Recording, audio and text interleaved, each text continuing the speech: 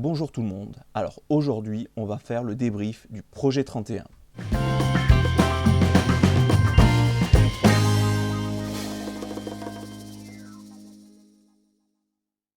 À la base le projet 31 était en fait un simple shooting que je voulais faire sur le thème d'Halloween.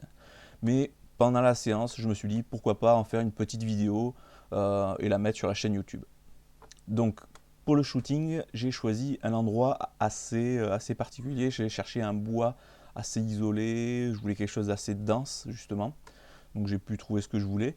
Au niveau du temps, on a fait ça tôt le matin, à 9 h du mat, on a commencé à peu près environ. Alors la température c'était assez compliqué car à titre d'information à 14 h en plein dans les bois il faisait à peine 6 degrés. Je remercie Manon pour sa participation justement au shooting et elle a été vraiment très forte car il faisait vraiment très froid, surtout juste en t-shirt. Alors, on va parler maintenant de matériel, de ce que j'ai utilisé. Comme vous pouvez le voir derrière moi en incrustation, vous pouvez voir les deux softbox qui m'ont servi pendant le shooting. Au niveau des flashs, donc j'ai utilisé deux flashs que j'ai déjà présentés dans des vidéos. Donc j'ai utilisé les flashs Yongnuo, j'ai utilisé le 568 EX2, donc vous avez la présentation en vidéo qui est juste ici, et le YN 565 EX2. J'ai fait pareil sa présentation dans une autre vidéo. Donc ces flashs sont des flashs à la base TTL, un qui est synchronisation haute vitesse pour le 568 et le 565 qui lui est un simple flash TTL. Alors à titre d'information, pendant le shooting, j'étais 100% en manuel. Je n'ai pas utilisé la fonction TTL car je voulais essayer de faire des effets, jouer avec la lumière, donc j'ai fait que du manuel. Alors pour contrôler les flashs, j'ai utilisé des petits transmetteurs. Alors comme toujours, c'est du Yongnuo, donc c'est du YN 622C. Donc là j'en ai utilisé deux, un qui était sous chaque flash justement, qui me permettait justement de commander à distance. Alors ceux-là j'en ai pas encore fait la présentation, mais j'en ferai sûrement une vidéo car ils sont vraiment super sympas. Ils sont compatibles TTL en plus, donc autant passer en privé dans certains cas. Donc ils sont vraiment intéressants et ils m'ont vraiment bien dépanné. Alors pour contrôler réellement le flash en termes de puissance et de réglage, j'ai utilisé le YN622C TX. Alors celui-ci en fait c'est un petit boîtier qui permet de contrôler justement les flashs en termes de puissance, en termes de zoom. On peut entièrement tout paramétrer à partir de ça. C'est-à-dire en fait j'avais pas besoin d'accéder à mes softbox et de faire les réglages directement dessus. Simplement à partir de ce petit boîtier je pouvais régler chaque flash. Donc c'était vraiment très pratique et ça m'évitait justement à me déplacer. Ça c'est directement sur la griffe de mon réflexe et ça m'a sauvé la vie. Niveau appareil photo et objectif, j'ai travaillé avec mon Canon EOS 600D et j'ai utilisé mon objectif Tamron 24-70 avec une ouverture de 2.8. Alors pour le maquillage je l'ai fait entièrement moi-même. Bien sûr avec l'aide de Manon, parce que bon, passer du crayon au bord des yeux, ça je préférais la laisser faire. C'était un peu risqué, j'avais pas lui crever un œil avant de commencer quoi. Donc au point de vue maquillage, c'était assez simple, on a utilisé des fards à l'eau. Donc en fait, pour vraiment le maquillage, je me suis inspiré d'une vidéo que j'ai pu voir sur la chaîne YouTube Amy Makeup Pro. Donc c'est une vidéo, je vous invite à la regarder, je voulais vous mettre le petit lien juste là. Donc c'est une vidéo qui était assez sympa justement et je me suis dit pourquoi pas essayer de faire la même chose. Mais plutôt que de juste faire le maquillage, je me suis dit pourquoi pas faire une vraie mise en scène dans un lieu. Donc on a choisi un bois, on a fait un truc relativement sympa. Alors pour le shooting, moi je pensais faire plus de choses, mais le problème c'est à cause de la température et puis surtout le temps qui passait assez vite, c'était assez compliqué quoi. Donc on a essayé de faire ça, on a commencé à peu près à 9 h, on a terminé à peu près vers les 2 h de l'après-midi. Donc pour le shooting, on a eu la chance de trouver en fait un trou qui faisait pas la taille, pas sa taille entière, mais comme vous pouvez le voir dans une des photos, en fait je l'ai installé dedans et j'en essayé de faire une petite mise en scène. Donc j'ai récupéré toutes les feuilles dans une poche et j'ai essayé de les déverser un petit peu sur elles. Donc ce qui était plutôt sympa, l'intérêt justement c'était de la faire se relever justement, c'est-à-dire faire comme si elle sortait de la terre. Alors on n'a pas fait plusieurs fois la mise en scène car en fait c'est assez compliqué car il faisait froid, dans les bois c'est quand même vachement humide, donc du coup voilà on a tenté qu'une fois. À savoir que c'était le premier projet de ce type que je tentais réellement, donc voilà j'ai pas voulu trop passer de temps là-dessus, je m'étais dit on fera plus sur de l'illustration, c'est-à-dire plus de la mise en scène en étant debout quoi, une fois sorti de terre. Donc au niveau de la mise en scène, ensuite, on a essayé de faire plusieurs scènes qu'on a tentées. Donc certaines, j'ai pas diffusé les photos car en fait, un petit souci au niveau maquillage en fait. Le problème c'est que on avait fait le maquillage partout au niveau de la tête, un peu au niveau du décolleté et au niveau des mains, mais on n'est pas assez descendu. Comme elle avait un t-shirt qui était relativement ouvert, en fait, on pouvait voir la couleur de la peau. Alors je pense que c'est des photos que j'essaierai de vraiment faire un gros post-traitement dessus pour essayer de maquiller un petit peu ça, mais pour l'instant je ne les ai pas diffusées. Alors à titre d'information, toutes les photos, vous pouvez les retrouver directement sur la page Facebook ou directement sur mon site internet. Alors au point de vue de la mise en scène, après on a essayé plusieurs choses. On a essayé un moment avec deux arbres qui étaient formés un V justement, on voulait essayer de jouer avec ça, essayer de faire un peu un effet d'ombre, lumière, etc. Donc on s'est plutôt, moi je me suis plutôt éclaté sur le shooting. C'était pas forcément simple parce qu'il fallait vraiment faire une mise en scène, essayer de faire quelque chose qui sort de l'ordinaire quoi. Mais moi je pense que pour mon premier grand projet, c'était plutôt cool quoi. Donc au point de vue de la mise en scène, on a géré comme on a pu, avec ce qu'il y avait un peu sur place. J'avais pas spécialement d'idées fixes en fait en tête. J'avais quelques petites idées, je savais à peu près ce que je voulais essayer de faire. Donc comme vous avez pu le voir, après on a mis vraiment l'accent en fait j'ai essayé de gérer un peu avec la lumière, les ombres justement, et les effets au niveau de la peau, du visage. Alors au point de vue maquillage, c'était pas ça. Je pense que la prochaine fois vraiment que je refais un projet comme ça, je vais vraiment plus m'appliquer sur le maquillage, mais surtout la chose la plus importante, c'est de penser aux cheveux. Parce qu'en fait, je me suis tellement concentré en fait sur le maquillage que j'ai oublié les cheveux. Donc du coup, en fait, on a un zombie, on appelait ça un mort-vivant, qui a une super coupe de cheveux, qui a les cheveux bien lisses, bien propres. Et ça, je me suis tellement concentré sur le visage en fait que j'ai oublié le reste. Donc du coup, même si mes photos sont correctes et assez sympas, je trouve, mais le problème c'est les cheveux. Il a fallu que j'y mette des feuilles dedans, même sans forcément les mettre en vrac, mais simplement mettre des feuilles dedans, etc. pour vraiment voir un peu de terre, pour les rendre un peu plus crades. C'est vrai que sinon ça fait un zombie assez propre, quoi. Donc voilà un petit peu, je vous mets quelques petits passages des séquences que j'ai filmées quand on essaie de faire de la mise en scène.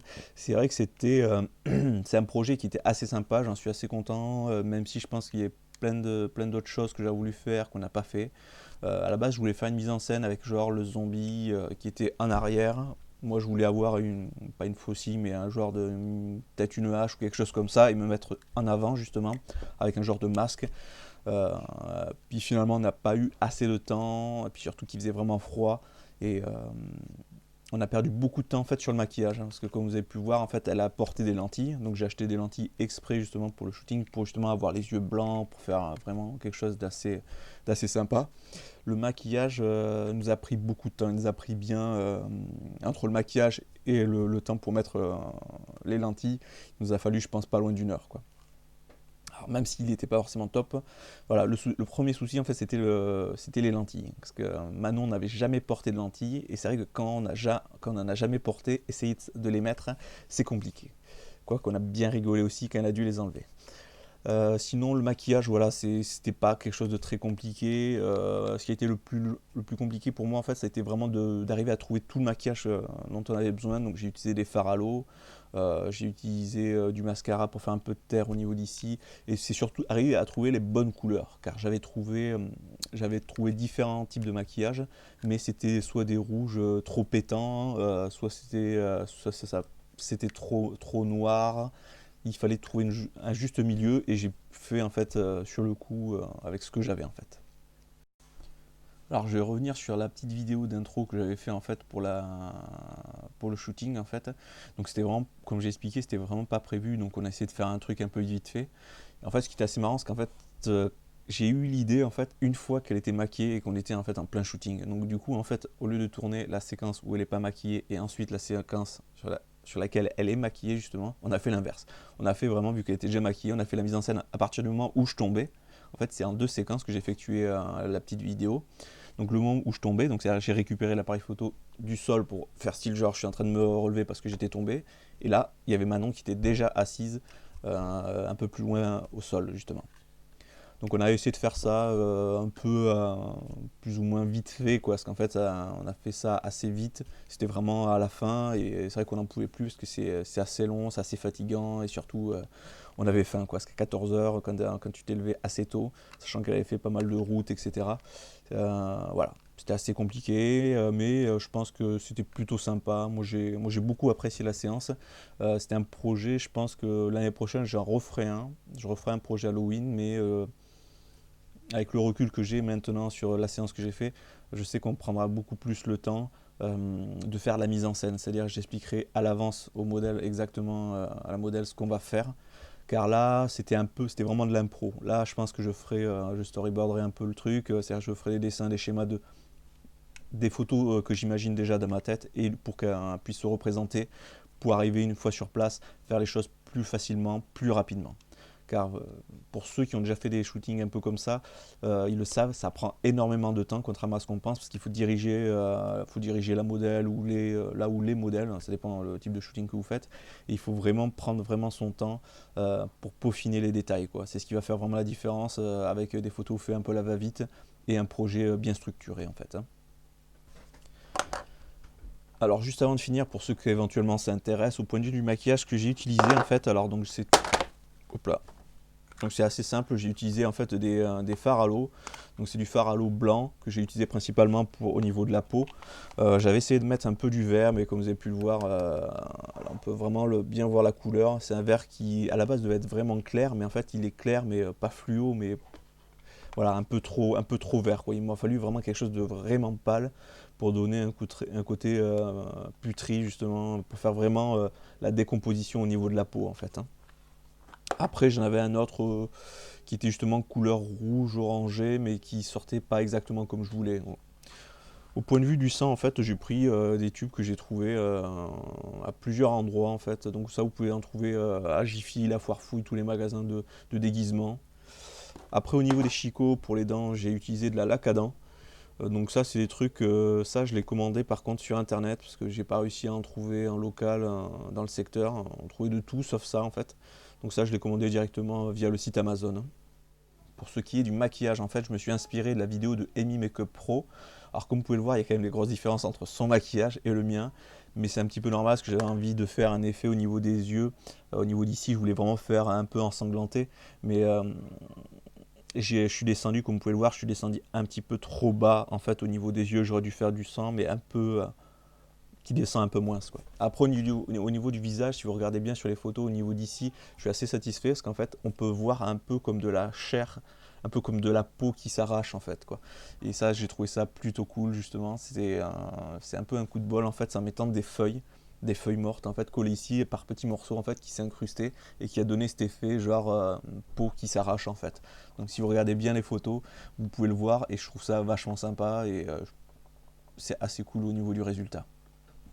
Moi, je vais vous laisser. Je vais laisser un petit diaporama d'un peu toutes les photos que j'ai effectuées justement encore pendant le projet. Et puis, si ça vous intéresse de voir d'autres types de projets comme ça, et à la limite, éventuellement, si ça m'intéresse vraiment, je pourrais essayer de faire une vidéo vraiment où je présente le projet, je fais le projet et faire un genre de débriefing sur les problèmes que j'ai rencontrés, aussi bien au niveau technique, au niveau de la modèle, les choses qui me manquaient, que j'aurais dû diriger, etc. Donc si ça vous intéresse, n'hésitez pas à mettre un petit commentaire ou à me le faire savoir directement. Donc voilà, moi sur ce, je vous laisse, portez-vous bien, sortez et faites des photos.